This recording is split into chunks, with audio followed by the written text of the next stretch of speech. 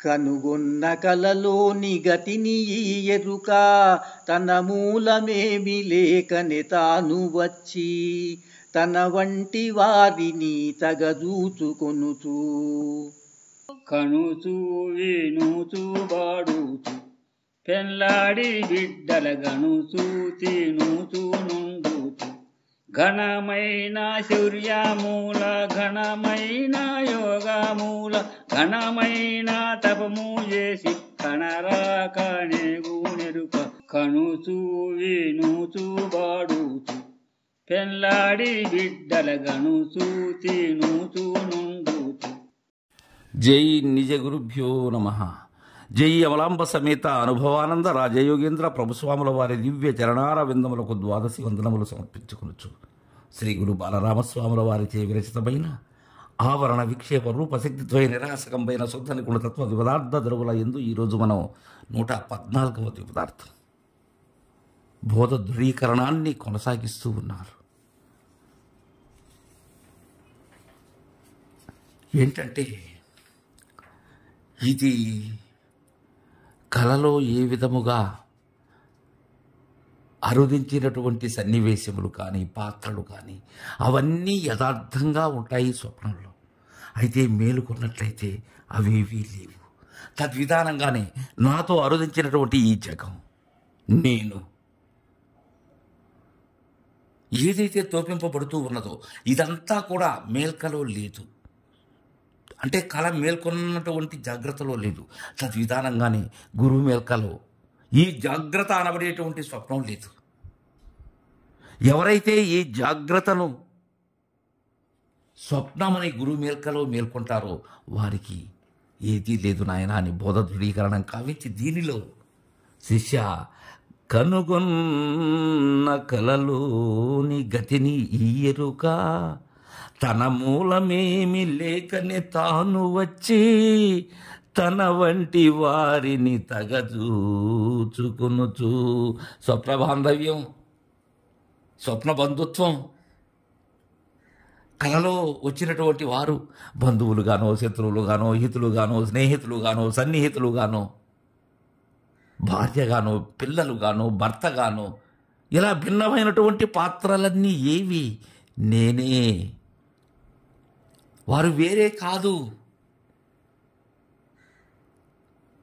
కనుగొన్న కలలోని గతిని ఈ ఎరుక కనుగొన్నటువంటి నీవు పొందినటువంటి కలలో ఉండేటువంటి విధానంతో తద్విధానమైనటువంటి ఈ ఎరుక తన మూలమేమి లేకనే మూలం ఉన్నదా దీనికి. ఇదే విత్తనమై ఉన్నది, ఇదే వృక్షమై ఉన్నది, ఇదే బిందువై ఉన్నది, ఇదే పాప మధ్యస్థమై ఉన్నది. తన మూలమేమీ లేకుండానే వచ్చింది తాడులో సర్పము అరుదించిన చందముగా,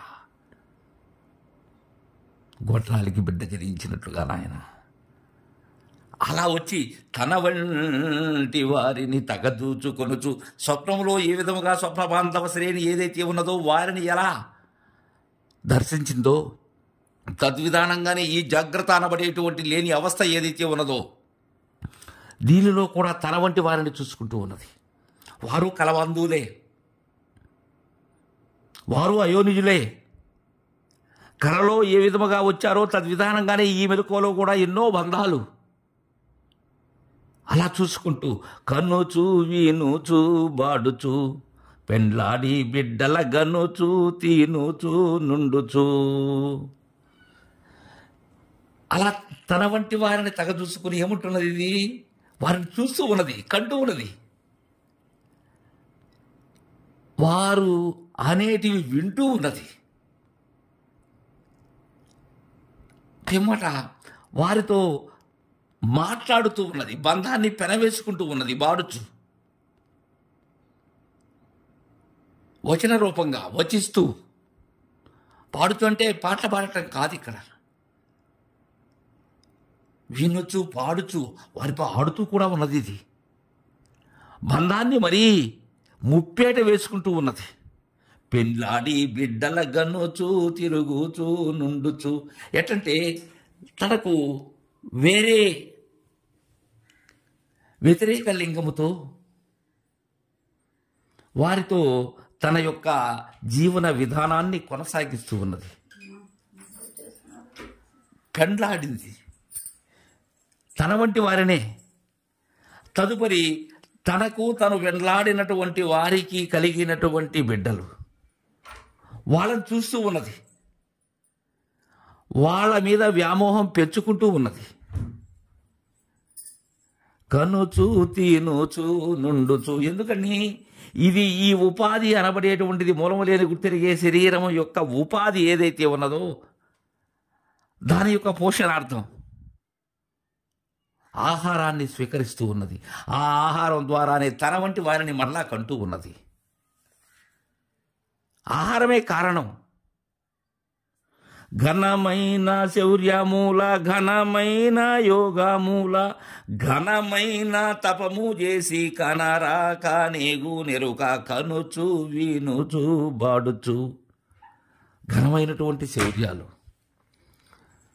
ఎలా అంటే నాకన్నా మించినటువంటి వారు లేరు, నేనైతేనే ఇవన్నీ సాధించగలిగాను, నేనే వీటన్నిటికీ కర్తను, ఇక నేనే సరైనటువంటి భర్తను, నేనే సరైనటువంటి తండ్రిని, నేనే సరైనటువంటి కొడుకుని, నేనే సరైనటువంటి మామయ్యను, నేనే సరైనటువంటి అత్తమ్మను, నేనే సరైనటువంటి భార్యను, నేనే సరైనటువంటి తల్లిని. ఇలాంటి శౌర్యాలన్నీ ప్రకటిస్తూ ఉన్నది శిష్య. ఘనమైన యోగముల, అది మామూలు యోగము కాదు. ఏ యోగం అది? సంయోగం. దేనితో సంయోగం? అన్ని బంధములతో సంయోగం ఏదైతే ఉన్నదో కూడిక శిష్య, ఇంకేం లేదు. కలయటమే యోగం. ఇంకా ఘనమైన తపము చేసి, అక్కడ కూడి కనబడేటువంటి మిగిలినటువంటి వాటితో పెనవేసే బంధమే కాకుండా ఈ అష్టాంగ యోగములు, నన్ను నేను దర్శింప చేసుకోవాలి, నన్ను నేను తెలుసుకున్నట్లయితే అదే మోక్షం, ఆ జీవ శివ ఏకత ఏదైతే ఉన్నదో దానిని నేను పొందాను అనేటువంటి విధానం కూడా నాయన. ఘనమైనటువంటి తపము చేసి, తపనే తపము శిష్య. ఏదో పొందాలి అనేటువంటి తపన ఏదైతే ఉన్నదో, ఉన్నది చాలనక ఏదేదో కావాలనేటువంటి ఊహలతో చేసేటువంటి తపన ఏదైతే ఉన్నదో అదే తపం. ఇంతే కాకుండా ఏదో దర్శించాలి, ఏదో పొందాలి, ఏదో సాధించాలి అనేటువంటి తపస్సు. ఈ ఐక్యంగా తను చేసేటువంటిదే తపన, ఆ తపనే తపస్సు. మిగిలినటువంటి వారితో కూడిక ఏదైతే ఉన్నదో అదే యోగం. తద్విధానంగా ఘనమైన శౌర్యమూల, ఘనమైన యోగమూల, ఘనమైన తపము చేసి కనరా కానేగు నెరుక కనుచు. సరే, ఇన్ని చేసింది. ఎప్పుడైతే ఉపాధి ఊడిందో, ఆడేది ఆడక మెదలకున్నదో, స్పందన వీడినదో, ఏమవుతున్నది? ఇది చూపు శిష్య ఎక్కడన్నా ఉందేమో. మూలము లేకనే వచ్చినది. మూలము లేకనే ఎన్నో బంధాలని, ఎన్నో యోగములు, ఎన్నో తపములు, ఎన్నో శౌర్యాలని ప్రకటించింది. తదుపరి ఏమైనది? కనరా కానేగు నెరుక. పోయినటువంటి ఈ మాంసము ముద్ద ఏదైతే ఉన్నదో, ఈ ముద్దను చూసి అందరూ కూడా రోధిస్తారే కానీ ఆ ముద్దలో ఉండి ముద్దను ఆడించినటువంటిది ఎక్కడికి వెళ్ళిందో, మరలా వేరే గూడు. ఈ గూడికి ఆ గూడికి సంబంధమే లేదు, పొంతనే లేదు. ఈ గూడులో ఉండబడేటువంటి బంధములు ఆ గూడులో కానరావు. అలాంటిది నాయన ఇది. ఇలా బోధ దృఢీకరణ చెందాలి శిష్య అని మనకు బాలరామ పండితులు వారు చక్కగా తెలియజేశారు. తర్వాయి పదార్థాన్ని రేపు ముచ్చరించుకుందాం. జై గురుదేవా.